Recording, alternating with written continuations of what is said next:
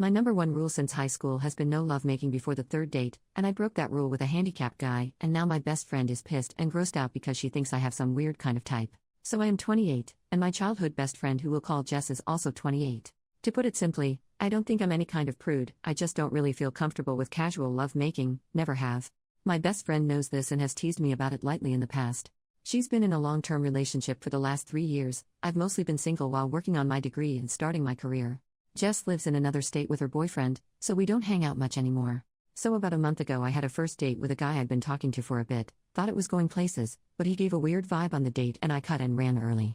On my way home I stopped at a local pub, figured I'd have a drink to unwind and people watched till it wore off. Tipsy driving is still drunk driving in my opinion. I get there and it's pretty packed, Friday night and all, and there was no seating room at the bar. Took my drink and looked around. Most of the restaurant side of the pub was someone's birthday party, but there was a small table with a seat open off to the side, with a guy reading a book there. So I say screw it, I'm a social person and what's the worst thing that happens? He says no. So I ask if I can sit there for a bit. I promise we don't have to talk or anything. At this point I feel like I've messed up because this guy up close is the hottest man I have ever seen. But he just smiled at me and gave an enthusiastic sure. A few minutes later of me sipping in silence and he says I don't mind talking, if you want to. Yeah, I want to. Are you kidding me right now? We talk for a bit and it turns out Mike is 29, just finished his master's degree in some kind of computer learning field. I program computers to program computers, and he's living on his own for the first time. He apparently stops by the pub after work because he's right around the corner, and he's not used to the silence yet after living so long with a half-dozen siblings. We talked for a good 2 hours, about everything from dating, which he said he's basically given up on, to hobbies and tastes, and we have a near total eclipse of a Venn diagram on this stuff. I eventually sort of blurted out that I don't know why he'd give up on dating. This is the closest thing I've had to a good date in forever. Shooting my shot obliquely here lol, he gets kind of an odd look on his face and says tell you what, I have to go to the bathroom, but when I come back I'll ask you out for real. Weird, but okay? Then it all clicks, because he doesn't get up to walk away, he just rolls. In his wheelchair. And I'm thinking oh my god he wanted to give me a chance to back out of this without making it awkward. How cute can this guy be? He grinned like crazy when he got back and saw I was still there, and I basically tripped over myself saying something to the effect of, so I'm free all weekend, what do you have in mind? Another hour later, we've got plans for Saturday, and he told me he has a neuromuscular disorder I can't remember the name of. My degree isn't in STEM lol, so his legs work, but the signals from his brain get misinterpreted so he doesn't have the balance or coordination for walking or standing. The pub starts switching over to the younger and rowdier crowd and he asks if I'd like to go back to his place for coffee to continue our conversation. As you have probably long since realized, I did not get any coffee or conversation till the next morning. I have zero regrets. We've been dating since and I know it's still early but I really feel like this might be the one. Onward to yesterday afternoon, my friend Jess, remember Jess? Is in town, and we go out for coffee to catch up on things. I'm gushing about Mike, but when I get to how we met she just sort of got weird and edgy. I don't remember any exact words but she essentially said that I must have a fetish for the handicapped since I broke my number one rule and it's the best physical relationship I've ever been in. Like it's good for me because he uses a wheelchair, not because the guy puts in effort in bed? She said I've changed as a person and left without even saying goodbye. 15 years of friendship and I've never seen her like that. So here I am, asking the most objective people online, haha, if I'm a jerk or weird for being super attracted to a guy who uses a wheelchair and basically putting out immediately. Update 2 days later, my first ever update. Yay. So if you were hoping for some terrible drama, I hate to break it to you that I don't roll like that. No pun intended. So I do have an update on Jess and stuff finally makes perfect sense. And I have a slightly NSFW but funny story about Mike, because this guy is just the best, y'all. Okay, so first, I finally messaged Jess yesterday and said basically I'm still hurt by what you said, but after 15 years of friendship I'd never forgive myself I didn't at least ask why you snapped at me like that. She replied immediately, I'm so freaking sorry, I didn't mean any of that, can we have a do-over on lunch? So I agreed cautiously and took a half day to meet with her today. Turns out that those of you who said she was jealous, and that she might have something else going on, and especially the person who said something might be going on in her relationship. Gold stars. She's in town because she's job hunting, because she's moving back in with her parents for a while since her relationship ended. Apparently they have been having a ton of small problems adding up, but the biggest one? Lovemaking. The guy she's been with was apparently never great but it's gotten to the point where he makes no effort at all for her to enjoy herself, and then gets pissed when she isn't in the mood. She tried talking with him about it, making suggestions but he told her recently that it's emasculating being given love-making advice by a woman. The straw that broke the metaphorical camel's back, however, was that her boyfriend has always had a thing for Asian women. She's Caucasian, but she does have long black hair. After weeks of fighting over their intimate life, he suggested that they spice things up by her dressing in a kimono and pretending to be Asian. She lost it on him and is absolutely disgusted by the racist preferences and ended it right then. So she had all of this bottled up and was hoping to talk to me and finally be able to put it down. And I missed every hint that she had something big to discuss because I was gushing about Mike. So to her it felt like I was just twisting the knife by bragging about how great our lovemaking was. She snapped, and somewhere between what I was saying and what she wanted to talk about some wires got crossed and she said something incredibly dumb. She left without saying goodbye because she was mortified and ashamed as well as irrationally mad at me. Something to know about Jess, she's an awful liar and she and I were the co-founders of our high school's Foot and Mouth Society, so I do believe her. I told her I forgive her and I'm sorry I didn't realize she wanted to talk about something bothering her, and she said I was too stupidly nice and have nothing to apologize for, so I think we'll be okay. For the time being I'm not ready for her and Mike to meet, because I don't want to make things feel worse, and she agrees. But she's really happy for me. Hopefully this is just a funny story we can look back on someday. So, onto how Mike almost killed me, lol. Last night we were talking about the Reddit post and he gets this funny expression that I'm starting to recognize. And he goes, how do we know you don't have a fetish if we haven't at least tried it in the chair? And I'm like, are you serious, lol? He said he's never attempted it, because, cue tears, he's never felt so comfortable with a partner before. Well, his chair has what is essentially like a parking brake thing. Or it should. It's unfortunately broken and apparently getting them fixed is an expensive pain in the butt. He doesn't use it that often so he hasn't made it a priority. And there's this thing called Newton's third law, you know how every action has an equal and opposite reaction? As it happens, when you're trying to, get the motion of the ocean going, in a chair with wheels that aren't locked, there's a sort of counter motion that starts and messes it all up. So we were going nowhere fast except for inching along the floor in his bedroom. And laughing at the silliness, which isn't helping. Eventually he just stops and says maybe we can get some of those wooden block things they use to keep little planes from rolling away, like in Indiana Jones, you know? I absolutely lost it.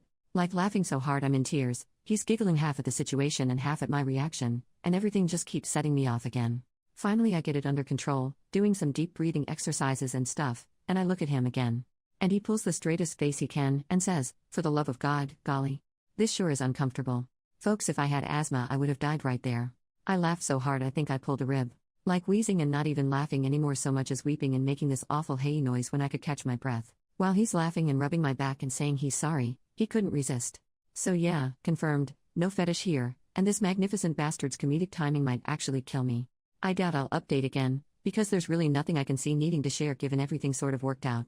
And in the end, the real jerks were the friends we made along the way? I don't know. Thanks for all the lovely comments on my last post and for coming along with me on this absurd but brief drama in my life, lol. Update 2 weeks later, hello again. Here's the I met Mike's family update. And it's a doozy, or at least felt like it at the time for a girl who grew up with a small, dysfunctional family.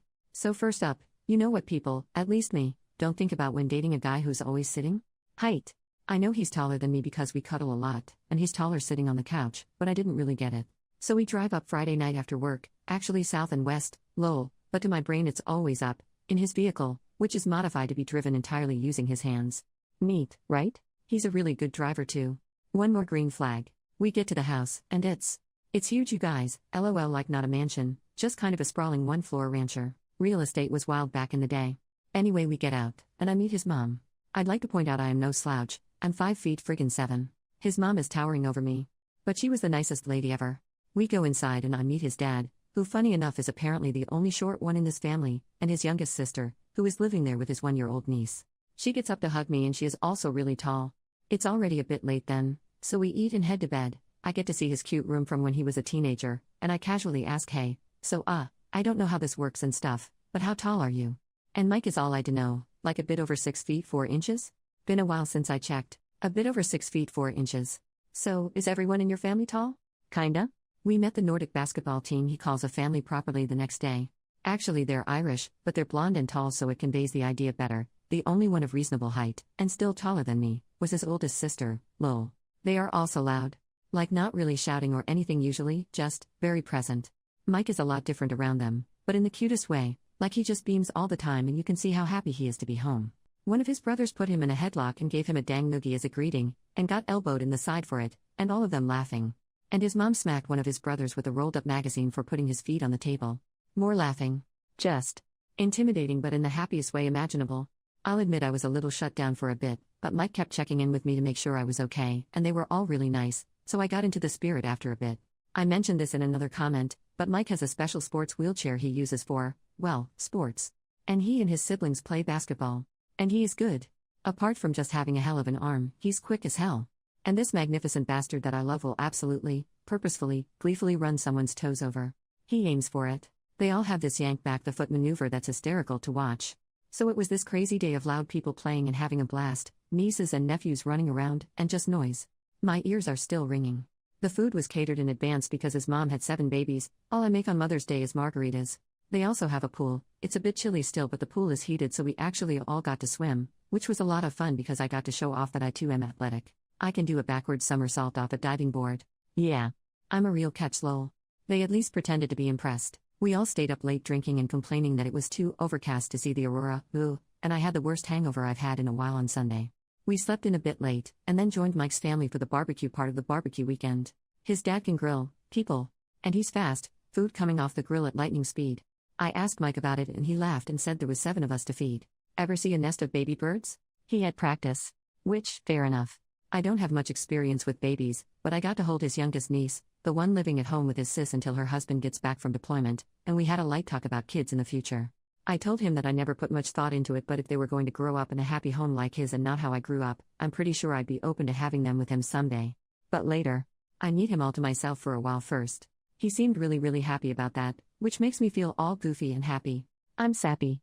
We had to drive home Sunday night, but before we went his mom hugged me and said she's never seen her son like this, and thanked me for taking good care of her baby. And asked if we'd be back for the 4th of July or if we were doing something with my family. And I tried to be all haha no, we'll be here if you don't mind. I don't see them much and I think she caught on that there's more to the story, so she just hugged the crap out of me, Vikings, all of them I swear, and told me she can't wait to see me again. My ears are still ringing from all the noise and chaos, but it was an absolute blast and I can't wait to see them again in July. Also, pretty much sure Mike is the man I'm going to marry. I literally can't think of a single reason why I would ever let him get away. Anyway, thanks for reading. Hope you all had a lovely weekend, and those of you who got to see the aurora, I'm happy for you, but you suck, lol. Update 1 month later. As I've gotten a ton of requests for updates, I figured I would let you guys know how things are going in my world. You know how sometimes a relationship looks amazing at first, but then all the red flags start showing up? This is not one of those stories, lol. Sorry, that was mean, but I couldn't resist. Okay, on to the actual update. No, we aren't engaged yet. Yes, we have talked about it in the context of how seriously we are taking things. No babies yet either, obviously. We are diligent about birth control. I want Mike all to myself for a while. So, the 4th of July visit to his family's house was pretty awesome. After getting to know everyone last time, I had better expectations of what I was going into, and I've talked with my therapist about the whole play fighting makes me anxious because in my childhood home it wasn't playing thing. I don't want them to ever curb how they act to cater to me, and instead I guess I'll consider it immersion therapy. I think Mike mentioned it anyway because I didn't see much of it this time, though there were cheerful threats of doom lobbed about which I didn't mind at all. His mom is amazing, I'd like to point out, even if she moms so hard it makes me weepy. So, background info, I have a really common sounding name spelled really uncommonly. Think Danielle or Jessica. Because in addition to everything else my parents decided to be creative when they named me. So, although I do sort of like my name, that meant I was that kid who never saw their name personalized on anything. Mike's family, on the other hand, had like a million kids and they all got traditional names, so personalized stuff was huge for them. It kept them from fighting over stuff, I guess. One of the things in their house, because they have a pool, is that each of the kids, adults now, has their own personalized beach towel that lives at the house. So we get to their place and it's been a hot drive there, so right after we get in Mike suggests I go to his room to get changed into a swimsuit so we can have a dip in the pool. I'm thinking that sounds perfect, right? Some of you may already know where this is going. I get to his room and there is a towel on the bed. In my favorite color. With my stupid spelled name embroidered into it. So here I am crying over a goddamn towel and he's in the doorway watching and grinning like he just pranked me or something. Turns out it was her idea, but she checked with Mike to make sure it was spelled right. So now I have a towel for when we visit because apparently I'm welcome. If I sound cranky it's just because I'm better at self-depreciation than I am expressing emotions in a direct way. I really am blown away and touched by how much these people have welcomed me. Mike has already sort of learned to decode the way I talk and joke, which is nice, but the first time he gently said that's not humor, that's just putting yourself down, babe, I definitely wanted to go hide under the table. He doesn't let me be mean to me. That's a thing good partners do, I guess? I wouldn't know. Again, yes, I am in therapy, I am working on myself, it's not his responsibility to put me back together, it's just something he does naturally. I literally told him one night that I was sorry I'm kind of broken, and he snorted and said at least you can walk in the most disgusted voice ever and made me laugh. I digress. So the food was once again amazing, and I kept my promise to teach his mom how to make my cinnamon bun bread pudding, so I felt like I contributed. I learned to play Yahtzee, and as it turns out I am very good at it. They do a lot of board games things at night when everyone is staying for the week. These people have a lot of board games. And puzzles. Whole damn storage closet of the things. They also drink like freaking fish and can hold it, so I am learning to pace myself. Mike doesn't drink much when we aren't there, so I'm not worried that it's a red flag. Only red flag of his that I've found was a Red Sox pennant in his room. Now I realize I might be talking him up a lot, but he isn't perfect. He snores, he has a habit of arguing with people on the TV when they make stupid decisions, he sometimes starts talking about things I don't understand and just goes and goes until he realizes he lost me like 15 minutes ago, and he is fastidiously tidy, which makes me feel guilty because I have bad habits to lose. I'm not used to clutter means I can't move through an area, but I'm really trying. I barely spend any time at my own place anymore, and we're definitely looking to move in together sooner than later. Yeah, so, not that much of an update, no one burned themselves on a firework or anything super exciting, I'm just in an ongoing relationship with a great guy who has a great family and things continue to look up for us. We head home tonight so we can spend some alone time Sunday. Hope everyone else had a safe and happy holiday. New update another month later, this is not an exciting update. Not engaged. No babies on the way, not even freakishly tall ones like some of you are hexing me with. But, Jess finally met Mike. Sorry. I'm not sorry. I feel compelled to open with a joke and I don't know why. Jess and I have this friend, who I will call Meg and not Tallulah despite both Jess and Mike thinking it would be hilarious. Meg was planning to have a birthday party, the big 3-0, and she and Jess are close, and both presently single. They chose a local bar with outside seating, and Jess did a wait, let's check their accessibility because I have been nagging her for the last month. And lol and be fucking hold after calling the place, they didn't have a ramp for the balcony and outside seating area. As I have been told, Jess said nope, I am meeting Mike, and so they found another place that's a damn hike from everyone. But it has a great outside area with accessibility. And then we got the invite. Through Facebook because we are all basic, I guess? And Mike was stoked because they have this awesome beer selection. Then Meg told us that, no, I am not using Tallulah for the 15% of you going, oh, but that was such a better name, they chose it because Jess wanted Mike to feel welcome. So hats off to Jess for making the comeback impression of the century, I guess. The birthday was fun and silly, and everyone in my immediate friend group met Mike and loved him. Tons of laughter, everyone drank way too much, but fortunately we had enough heads up for a planned motel stay. Why yes, I do own a UV flashlight, why do you ask? So we and a bunch of other people didn't drive home. We actually had brunch in the bar the next day, it was absolutely awesome and I'm ruined for pancakes because fluffy. Once again, I digress. Jess and Mike hit it off and she told him literally every story I didn't want her to over brunch, and it all was great apart from the persistent hangover. I crashed at Mike's again. And then he asked what it would cost to break my lease, because he hates the mornings he wakes up and I'm not there. So the next upcoming week and a half or so is going to be insane while I pack up my whole dang life and shove half into a storage unit and the other half into his apartment, and then we'll be living together. I know it's too soon. He does too. We've decided we're idiots and just going for it. My landlord is a lady who is a bit on the older side and isn't charging me for breaking the lease as long as I leave the place ready for a new renter. So that's all for now. Thanks for following our journey.